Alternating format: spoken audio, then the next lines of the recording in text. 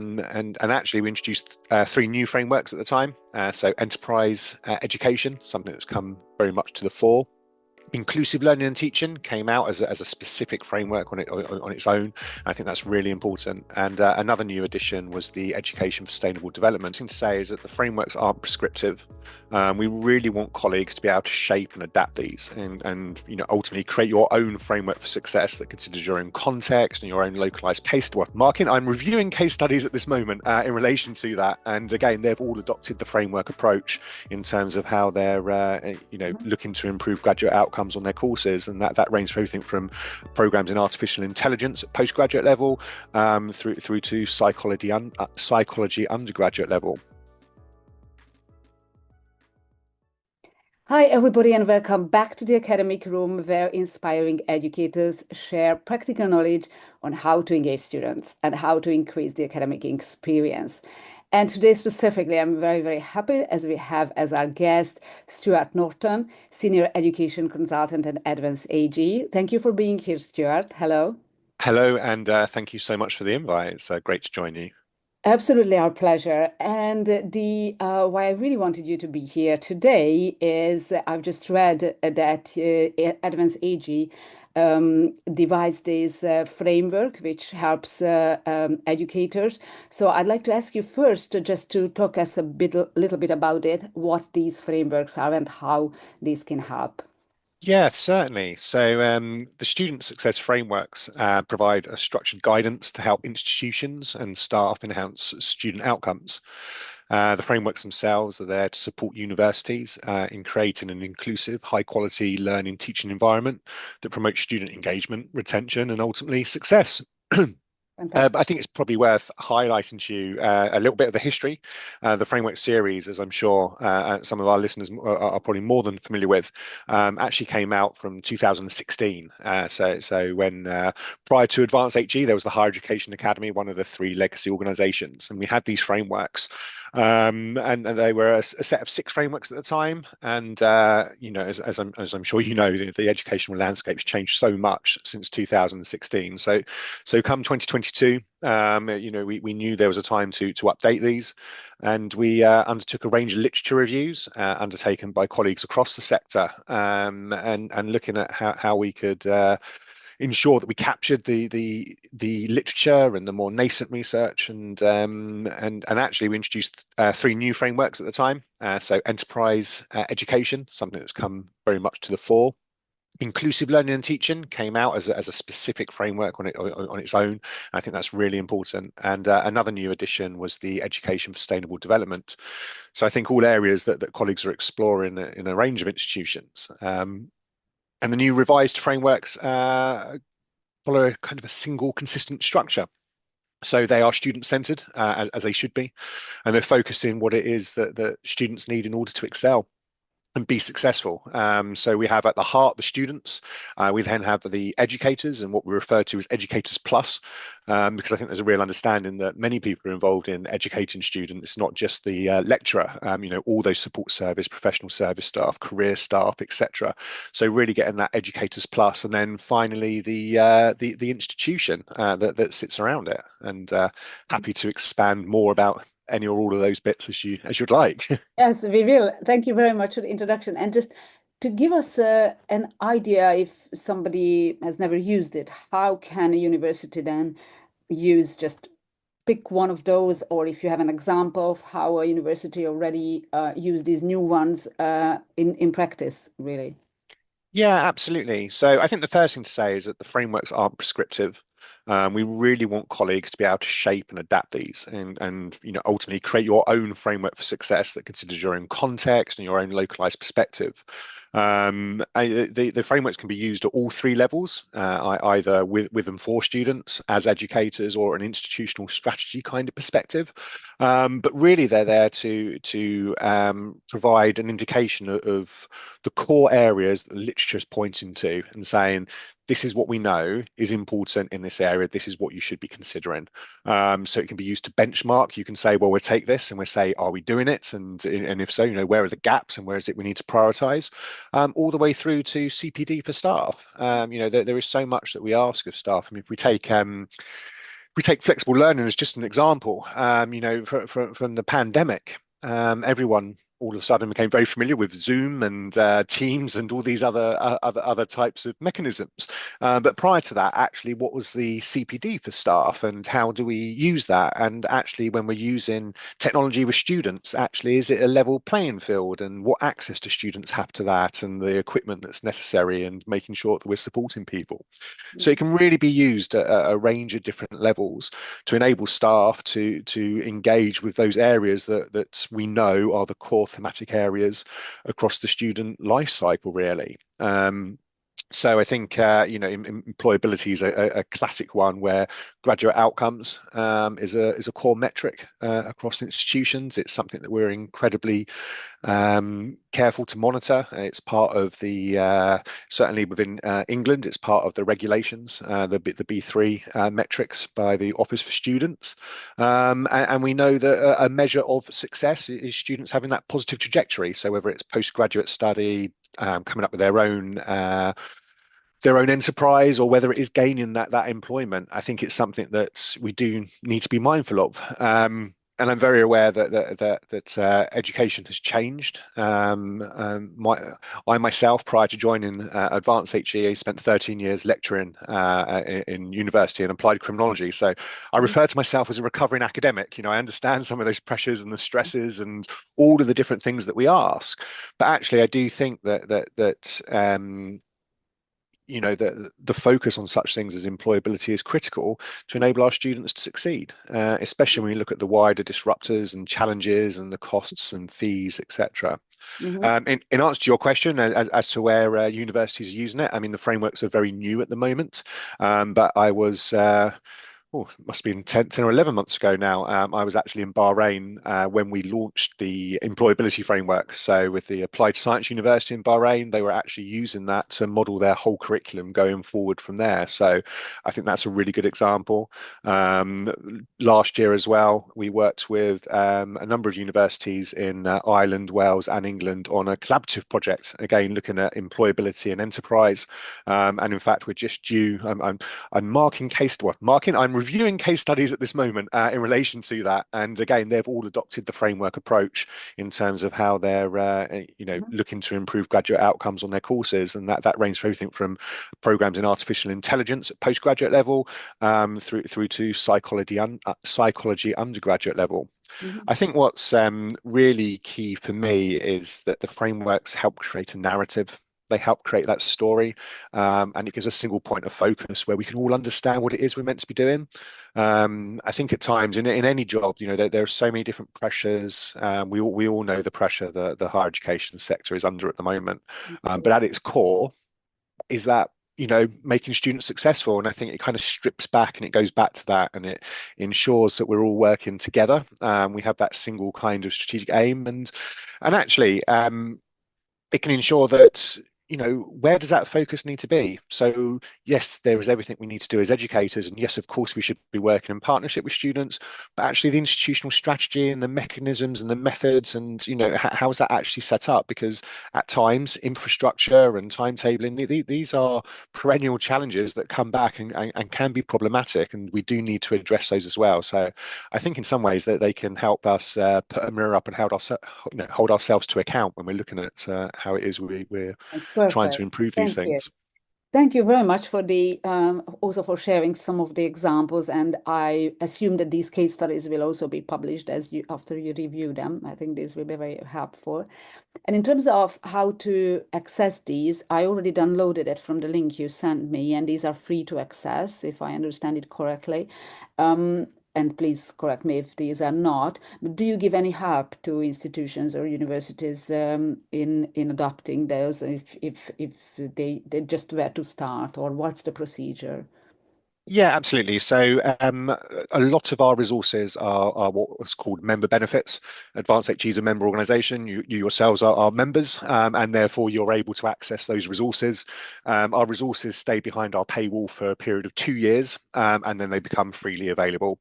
The frameworks themselves are freely available to anyone, but the case study series I shared with you came from last year's symposium. which I'm sure we can put a link in for listeners. Okay. We will have another one from next year. We've worked on our assessment and feedback symposium, and we create those documents and resources. Um, in fact, very recently, we've just been launching screencasts looking at intelligence or generative artificial intelligence and employability and the impact on careers. And I've been working on one this morning from colleagues in Hong Kong. So looking at that global perspective as well. So that's all freely available, and I can provide you all the links and share those out. In terms of the framework series and the activity, we have our own program and events, so that we have a paid offer there, and all the way through to bespoke consultancy. So there's a raft between what's freely available, those resources, those toolkits, and different activities. In fact, one that's still on our website, which came out during the pandemic. We developed a set of cards called 52 etc. Mhm. And this was a way to 52 different ways to engage students in a classroom environment, Mhm. specifically around whether it was blended online or also face to face. So we designed it on a pack of cards, Wow. Looks and 52 great. different ways which staff can actually look at doing everything. And we're not for 1 second professing to say these are all our original ideas. You know, we've begged and borrowed, and there's many things which you'll recognise in here as well. You know, like using a traffic light, sharing your screen, discussion time, flip summaries, jigsaw groups, etc. But it's just trying to put 52 different ways into an idea and make it fun for staff to engage with. It's also Um, available from the website that or is that is absolutely freely available. It's there on the website, and yeah, I can absolutely make sure those links are available to you. okay. Thank you. Thank you very much. And then you mentioned that universities are starting to use the frameworks. Do you have some data on how many in the UK, how many outside in the UK? What are the most popular frameworks, probably, if you have any data available already? Yeah, so in terms of direct data, that isn't actually available at the moment. It is something that we're very keen to try and improve upon. The frameworks themselves have been downloaded 11,000 times, and they've been downloaded across every habitable country globally, which I think is phenomenal, really, in terms of the reach. Okay. Um, we have started a series of webinars. So we're actually looking at people who have using the frameworks and using it almost as a critical lens to the work they're already doing. Because I think the first thing to say is there's a huge amount of really, really good work that goes on across the sector already. You know, as I said to you before, they're not prescriptive. We're not trying to tell people how to do something, but we are just trying to say, look, is there room to pause and think, and what is it we need to be considering? So there's a range of webinars where we've had colleagues from a number of different universities come on and speak around different aspects, and similarly with the podcast as well. So I don't have the exact data for you. I can't say this university is doing X, Y, and Z specifically using the framework because there's so many different resources out there. But what we do know is that we're certainly getting the reach out, we're certainly getting the interest, and as we develop our own portfolio of events and our own consultants. So we obviously align all of the work that we do directly to the frameworks. Mhm. And I think also one of the things that I think is really, really important to me, as I still refer to myself as an academic and educator, and that's how it aligns to the professional standards framework. Mhm. So every single framework, they all align, but some of them align more specifically with certain components of the framework than others. And we detail that on the framework, and we really want to ensure that staff are looking at their own CPD and being able to gain their own professional accreditation using those frameworks as well. And we start to see that come through our fellowship applications. Oh, And really? yeah, Within the absolutely. Okay, wow. Yeah, absolutely. And before I joined HA Advanced HE, I know I certainly wrote my senior fellowship at the time using the earlier iterations of frameworks, and my own principal fellowship was based on, one of the case studies was on the launch of the framework. So it's certainly something that's fully aligned to it. Yeah, that's a good tip for those who are writing their applications, by the way. Yeah. Yeah, thank you very much. And it's brilliant. I mean, it really does have a reach already, and it's really, really good to see that. So thank you very much for sharing all that. And really, I will put all the links in the YouTube so everybody can access it. Um, You also mentioned a podcast. If you're talking, I'd like to just kind of mention that as well because this is fairly new. I've never seen it, and I'm so happy that you shared it with me because I started to listen to the episodes. So can you just mention a bit more or talk a bit more about that? What it is about, what your plans are with that, what the guests and the goals of the podcast. Yeah, absolutely. So we decided to launch something called Student Success, or Let's Talk About Student Success podcast, or the Student Success Pod, and this was launched in November of last year. And the idea being that it's a monthly podcast. We have guests from around the world, from our global membership, coming on and talking to us about all aspects of student success. The first one was on access, retention, attainment, and looking at belonging and mattering specifically. And we've gone through, we've had flexible learning, we've had assessment, we've had sustainable development, and I think the forthcoming one's actually looking at professional recognition. But they've just been a really, just like this, really, it's a really more relaxed, conversational, fun way to engage with the subject matter, ask those kind of questions. We have our icebreaker, Edu Biscuit, which looks at whether academics dunk their biscuits or not, and lots of fun facts around that. But we've had representation from colleagues from Spain, Peru, the United Arab Emirates, Ireland, Wales. We're really drawing on that kind of global network because I think there's so much value in what we can see and share and learn from each other, really. Definitely. Yeah, I listened to those, episodes, really, really amazing value. So that's really, by the way, you mentioned membership. So how many members does Advance AG have and Oh, how you've put me on the spot there. We've certainly got over 200,000 oh, fellows because I saw that come out on our LinkedIn. I if not all, virtually all institutions currently are members across the UK, and we have a growing global membership base as well. I can certainly get those figures for you thank and you. put But them I in think there. this But is enough. I didn't want to put you on the spot, but sorry about that. And finally, obviously also your symposiums, the events, everything else, if you could mention those as well. Once we're talking about Advance AG, I think we should also mention those events that you're putting up. yeah, no, thank you. That's very kind. Yeah, so the webinars, I'll provide you the details of those. The podcasts, again, they're all freely available. The podcasts are on Spotify, Amazon, Zencast, etc. The webinars are available to watch for free, and then they're put onto YouTube or onto our website as well. We have a very large program and events portfolio which covers the breadth of advanced HE. So one aspect of us is obviously our learning and teaching. We also have our EDI arm. We also have our leadership and governance. So there's quite a broad range of work that colleagues in advanced HE are involved in, and there are typically different types of activities in all of those different areas. So I know that there's a sustainable symposium coming up in a month or so's time. The assessment and feedback one colleagues have just missed. There's one on student engagement, etc., etc. So we can provide you with links to those.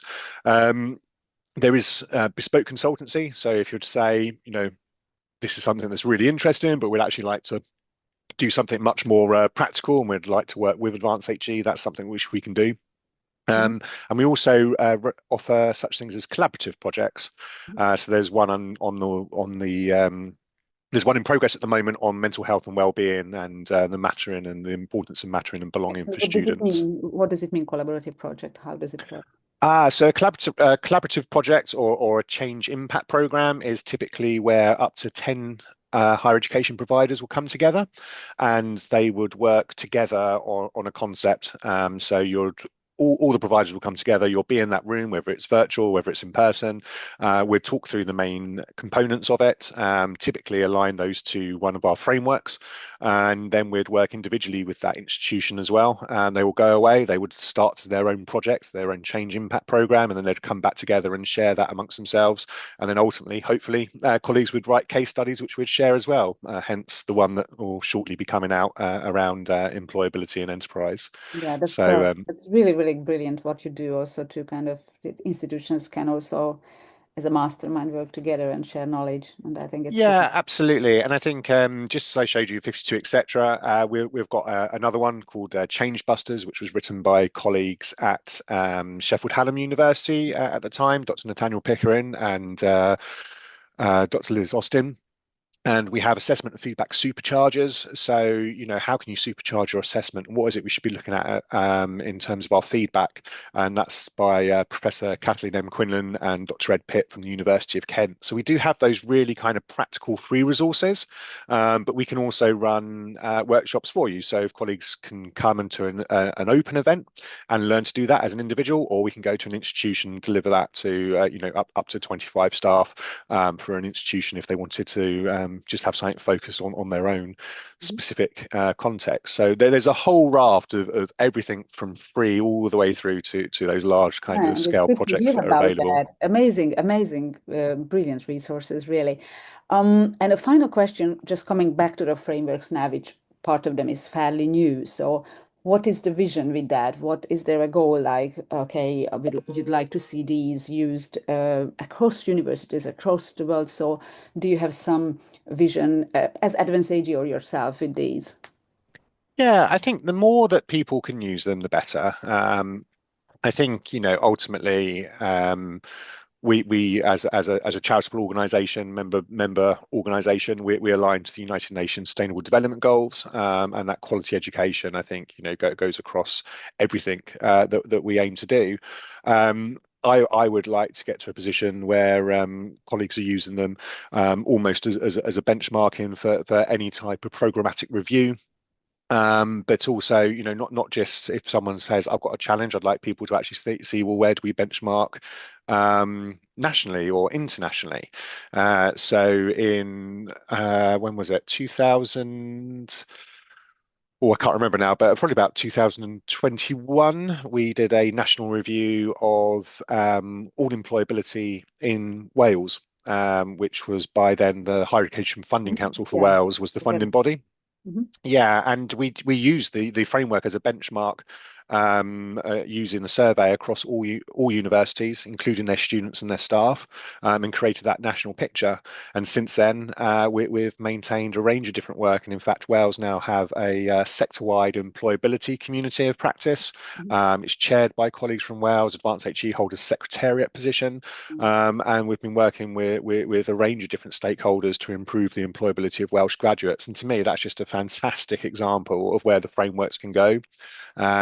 I think we have a student success diagnostic tool we're working on, so you can kind of like answer a series of questions and see those areas where you'd like to be. So for me, I think I would just like to see them adopted wider, but also, you know, make it your own. We don't want to. We're not saying this has to be it. What you might want to do, all these areas are important, but you as an institution may be really good in two or three. Well, what about some of the others? And maybe you need to put, three or four of the frameworks together to come up with your own one. And I think for me, that's where the really exciting bit comes when people say, I've used part of it. This is what we're doing. This is our own framework. This is what we've developed. And that to me is that real kind of sense of ownership and yeah, real genuine desire Yeah. to make things better, Yeah, really. I love the VAS example because it's really also to see the impact really, and I suppose that's the goal really that you hear from institutions how they use it and how they see the impact really. Yeah, absolutely.